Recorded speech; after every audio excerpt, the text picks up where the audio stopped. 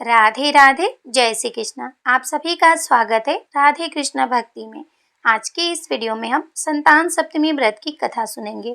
कथा सुनने के लिए आप एक लोटा जल ले लें और हाथ में थोड़े से अक्षत या फिर फूल ले लें। तो चलिए अब हम कथा शुरू करते हैं। एक बार भगवान श्री कृष्ण ने युधिष्ठिर को बताया कि मेरे जन्म से पहले किसी समय मथुरा में लोमेश ऋषि आए थे।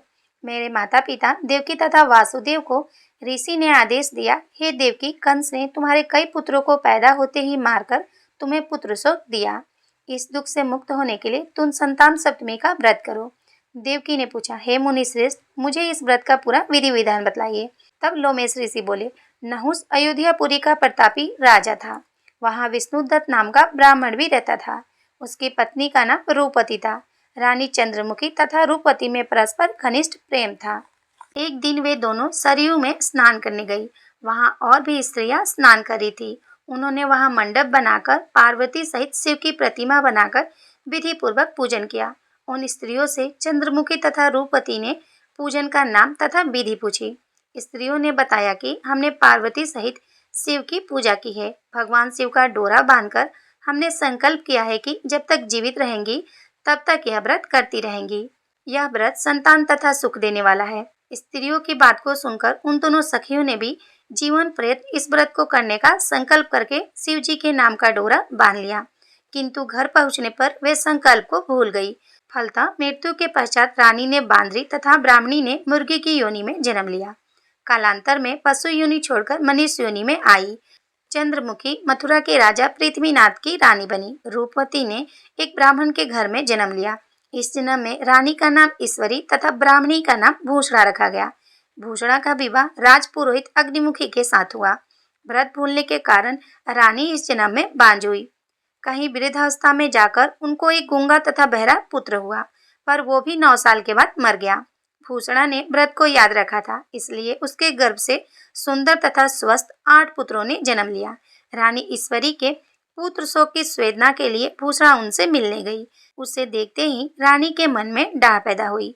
उसने भूषणा को विदा करके उसके पुत्रों को भोजन के लिए बुलाया और भोजन में विष मिला दिया, परंतु भूषणा के व्रत के प्रभाव से उनका बाल बाका भी ना हुआ। रानी ने क्रोध में भरकर अपने नौकरों को आज्ञा दी कि भूषणा के पुत्रों को पूजा के बहाने यमुना नदी में फेंक दो। भूषणा के बालक व्रत के प्रभाव से इस बार भी बच गए। इसके बाद रानी ने जलादों को बुलाकर आज्ञा दी कि इन ब्राह्मण बालकों को वध स्थल ले जाकर मार डालो। जलादों के बेहद प्रयास करने के बाद भी बालक मर न सके। यह सुनकर रानी को आश्चर्य हुआ। उसने भूषणा को बुलाकर पूछा कि किस कारण उसके बच्चे नहीं मर पाए हैं। तब भूषणा बोली, आपको क्या पूर्व जन्म की बात स्मरण नहीं है? तब ईश्वरी बोली, क्या, मुझे तो स्मरण नहीं है। तब उसने बताया कि पूर्व जन्म में तुम राजा नहुस की रानी थी और मैं तुम्हारी सखी थी। हम दोनों ने एक बार भगवान शिव का डोरा बांधकर संकल्प किया था कि जीवन पर्यंत संतान सप्तमी का व्रत किया करेंगे, किंतु दुर्भाग्यवश हम भूल गई और व्रत की अवहेलना होने के कारण विविध योनियों में जन्म लेती हुई अब फिर इस मनुष्य जन्म को प्राप्त हुई है।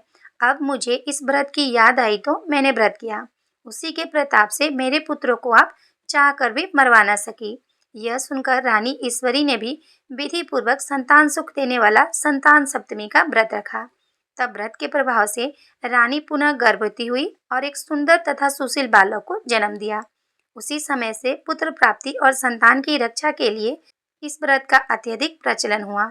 माताएं अपने संतान की रक्षा के लिए संतान सप्तमी का व्रत करती है। साथ ही संतान प्राप्ति के लिए भी संतान सप्तमी का व्रत किया जाता है।